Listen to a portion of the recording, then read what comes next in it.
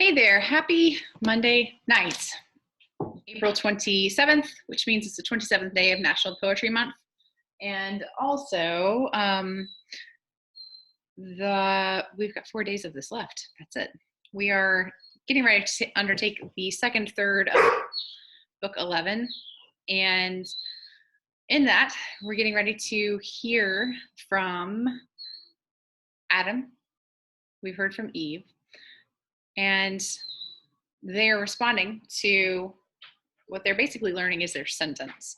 They knew what the overall punishment for their I don't know, rejection of God or choosing to be persuaded by the serpents. They knew what their punishment for that was, ultimately that they would die. But they weren't really sure how that punishment would be carried out. They had thought that they would die basically instantly. And when they didn't, they thought that they would die pretty quickly after that. But when it became clear that that wasn't happening exactly, they decided to go ahead and pray. And the Son interceded on their behalf. And the Father extended grace through the Son so that Adam and Eve weren't immediately killed, but were instead needed to be expelled from the garden itself. Wait for the train to go by.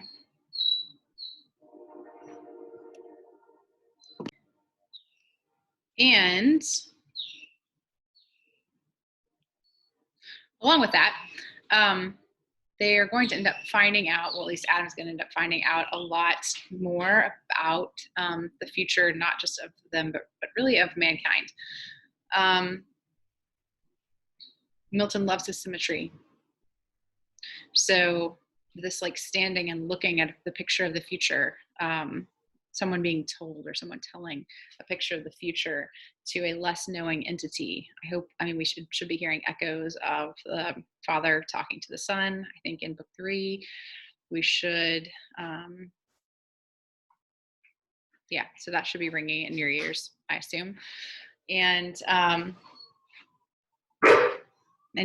we'll hear Adam and Eve deal with the immediate sentencing, how their punishment will be carried out in this book as well. I'm so distracted right now by the whining dog and the cat who's trying to get into his cat food. You had no idea when you started listening that you would, rather than just hear Paradise Lost, have a window into this weird pandemic life. But there you go. A 10.5-month-old puppy in heat, and a cat who refuses to mind any rules whatsoever. When I listen to this in the future, I suppose those are the kinds of details that I'm trying to catch by doing this anyway. So whatever, this is reality right now. Okay. All right, so I'm going to pick up in line 293 and go through line 597. Oh, I make some sourdough today too, since I'm sitting here and using this as a way to sort of mark time. Yep, pretty successfully, actually. Pretty tasty, and it looks pretty. And it feels a little bit like making ceramic pots. Not literally, but figuratively. Okay, line 293.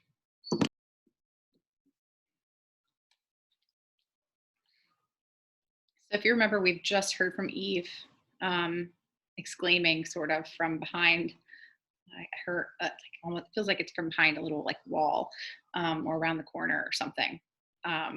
She ensconced herself somewhere in the bower so that Michael could not see her, and she was eavesdropping. Oh.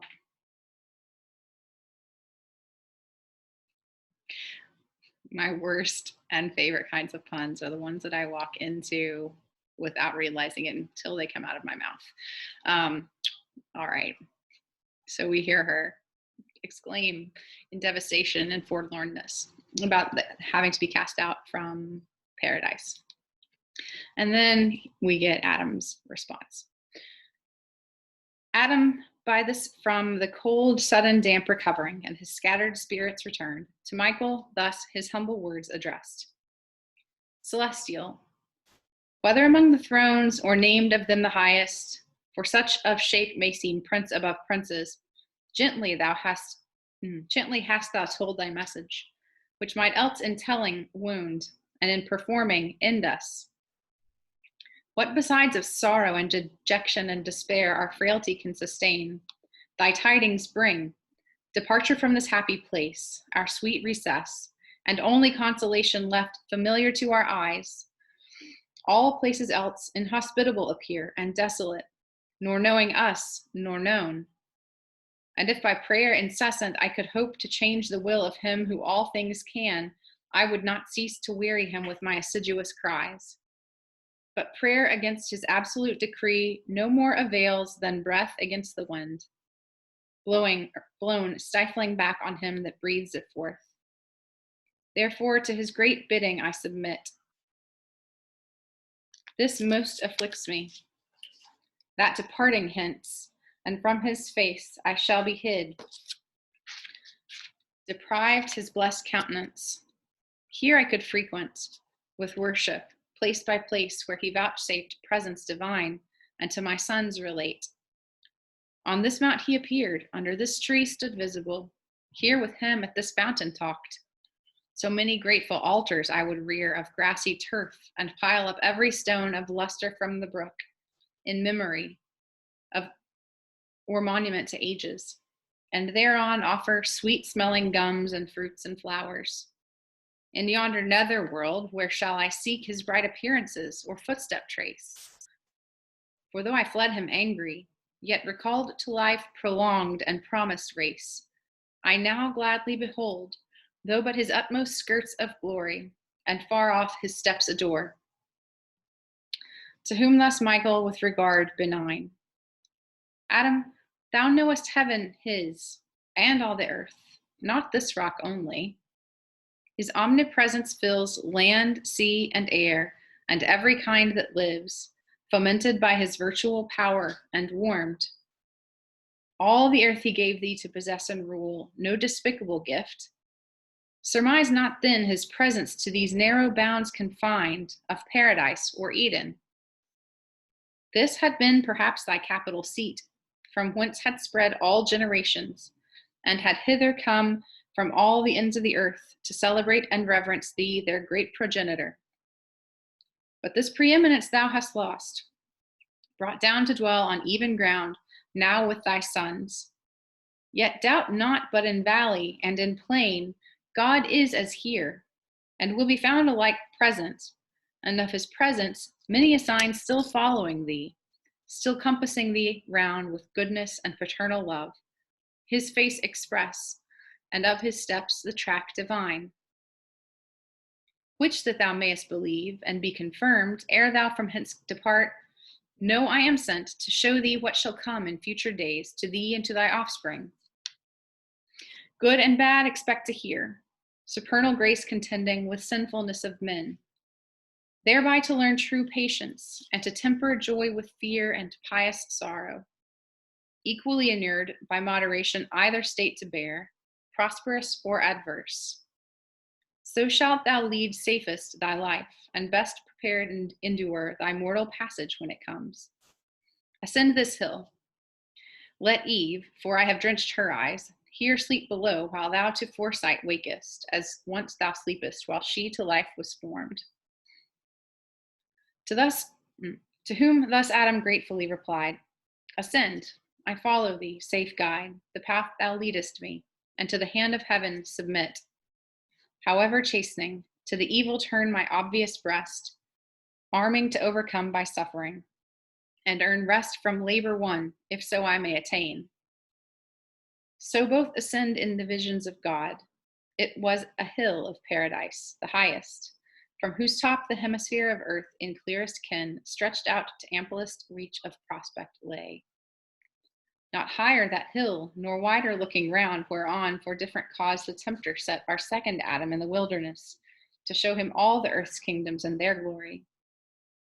His eye might there command wherever stood city of old or modern fame, the seat of mightiest empire, from the destined walls of Cambalu, seat of Cathian Can, and Samarcand by Oxus, Timir's throne, to Paquan of Sinayan kings, and thence to Agra and Lahore, up Great Mogul, down to the golden Chersonese,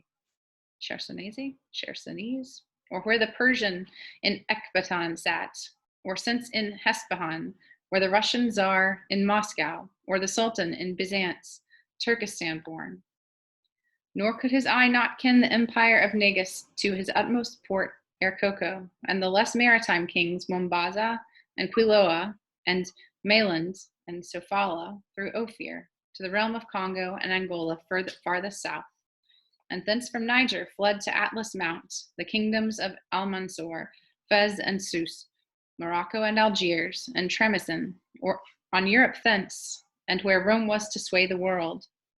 In spirit, perhaps, he also saw rich Mexico, the seat of Moctezuma, and Cusco in Peru, the richer seat of Atabalpa, and yet unspoiled Guyana, whose great city Gerion's sons called El Dorado. But to nobler sights, Michael from Adam's eyes the film removed, which that false fruit had promised clearer sight had bred. Then purged with euphrasy and rue the visual nerve, for he had much to see. And from the well of life 3 drops instilled. So deep the power of these ingredients pierced, even to the inmost seat of mental sight, that Adam, now enforced to close his eyes, sunk down, and all his spirits became entranced. But him the gentle angel by the hand soon raised, and his attention thus recalled. Adam, now ope thine eyes, and first behold the effects which thy original crime hath wrought in some to spring from thee, who never touched the accepted tree, nor with the snake conspired, nor sinned thy sin, yet from that sin derive corruption to bring forth more violent deeds. His eyes he opened, and beheld a field, part arable and tilth, whereon were sheaves new reaped, the other part sheepwalks and folds. In the midst an altar, as the landmark, stood rustic, of grassy sward. Thither anon a sweaty reaper from his tillage brought first fruits, the green ear and the yellow sheaf unculled, as came to hand. A shepherd next more meat came with the firstlings of his flock, choicest and best. Then sacrificing, laid the inwards and their fat with incense strewed on the cleft wood, and all due rites performed. His offering soon propitious fire from heaven consumed with nimble glance and grateful steam. The other's not, for his was not sincere. Whereat he inly raged, and as they talked, smote him into the midriff with a stone that beat out life. He fell, and deadly pale groaned out his soul, with gushing blood effused. Much at that sight was Adam in his heart dismayed, and thus in haste to the angel cried, O teacher, some great mischief hath befallen to that meek man, who well had sacrificed. Is piety thus and pure devotion paid? To whom Michael thus, he also moved, replied, These 2 are brethren, Adam, and to come out of thy loins. The unjust the just hath slain, for envy that his brother's offering found from heaven acceptance. But the bloody fact will be avenged, and the other's faith approved, lose no reward. Though here thou see him die, rolling in dust and gore. To which our sire, Alas, both for the deed and for the cause. But have I now seen death? Is this the way I must return to native dust? O sight of terror, foul and ugly to behold, horrid to think, how horrible to feel. To whom thus Michael, Death thou hast seen in his first shape on man, but many shapes of death, and many are the ways that lead to his grim cave, all dismal, yet to sense more terrible at the entrance than within. Some, as thou sawest, by violent stroke shall die, by fire, food, famine, by intemperance more in meats and drinks, which on the earth shall bring diseases dire, of which a monstrous crew before thee shall appear, that thou mayest know what misery the inabstinence of Eve shall bring on men. Immediately a place before his eyes appeared, sad, noisome, dark, a Lazar house it seemed, wherein were laid numbers of all deceased, all maladies of ghastly spasm or racking torture, qualms of heartsick agony, all feverous kinds, convulsions, epilepsies, fierce catarrhs, intestine stone and ulcer, colic pangs, demoniac frenzy, moping melancholy and moonstruck madness, pining atrophy, marasmus and wide-wasting pestilence, dropsies and asthmas and joint-racking rheums. Dire was the tossing, deep the groans. Despair tended the sick busiest from couch to couch, and over them triumphant death, his dart shook, but delayed to strike, though oft invoked with vows as their chief good and final hope. Sight so deformed, what heart of rock could long dry-eyed behold? Adam could not, but wept, though not of woman born. Compassion quelled his best of man, and gave him up to tears, a space, till firmer thoughts restrained excess, and scarce recovering words, his plaint renewed. O miserable mankind, to what fall degraded, to what wretched state reserved? Better end here unborn. Why is life given to be thus wrested from us? Rather, why obtruded on us thus, who, if we knew what we receive, would either not accept life offered, or soon beg to lay it down, glad to be so dismissed in peace? Can thus the image of God in man, created once so goodly and erect, though faulty since, to such unsightly sufferings be debased under inhuman pains? Why should not man, retaining still divine similitude in part, from such deformities be free, and for his Maker's image sake exempt? Their Maker's image, answered Michael, then forsook them, when themselves they vilified to serve ungoverned appetite, and took his image whom they served, a brutish vice, inductive mainly to the sin of Eve.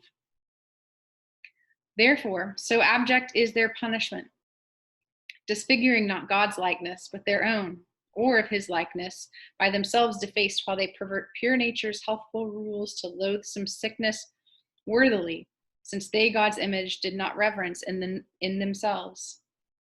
I yield it just, said Adam, and submit. But is there yet no other way besides these painful passages, how we may come to death and mix with our connatural dust?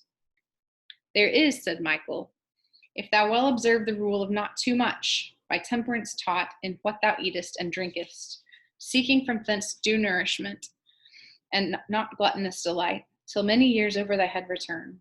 So mayest thou live, till, like ripe fruit, thou drop into thy mother's lap, or be with ease gathered, not harshly plucked for death mature. This is old age. But then thou must outlive thy youth, thy strength, thy beauty, which will change to withered, weak, and gray. Thy senses then obtuse, all taste of pleasure must forego. To what thou hast, and for the air of youth hopeful and cheerful, in thy blood will reign a melancholy damp of cold and dry, to weigh thy spirits down, and last consume the balm of life. To whom our ancestor, henceforth I fly not death, nor would prolong life much, bent rather how I may be quit fairest and easiest of this cumbrous charge, which I must keep till my appointed day of rendering up, and patiently attend my dissolution. Michael replied, nor love thy life nor hate, but what thou livest live well, how long or short permit to heaven, and now prepare thee for another sight. He looked and saw a spacious plain, whereon were tents of various hue. By some were herds of cattle grazing, others whence the sound of instruments that made melodious chime was heard, of harp and organ. And who moved their stops and chords was seen.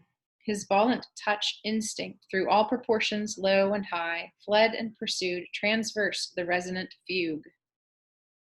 In other parts stood one who at the forge laboring, two massy clods of iron and brass had melted, whether found where casual fire had wasted woods on mountain, or in vale, down to the veins of earth, thence gliding hot to some cave's mouth, or whether washed by stream from underground.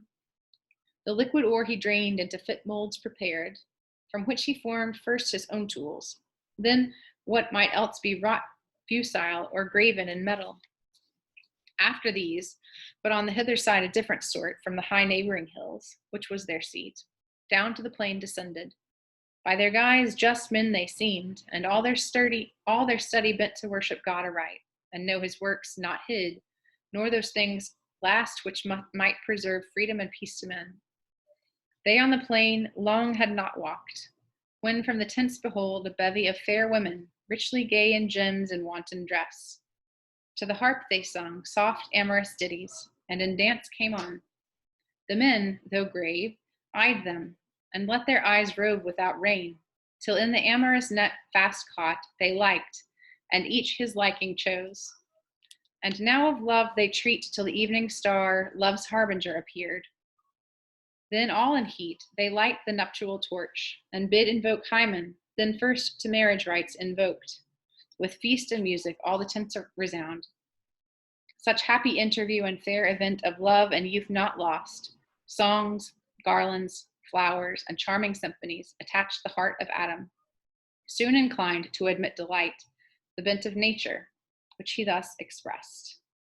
True opener of mine eyes, prime angel blessed, much better seems this vision, and more hope of peaceful days portends than those two past.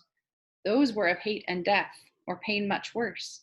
Here nature seems fulfilled in all her ends. We'll have to see if Michael agrees tomorrow. I'll give you one guess. You probably only need one.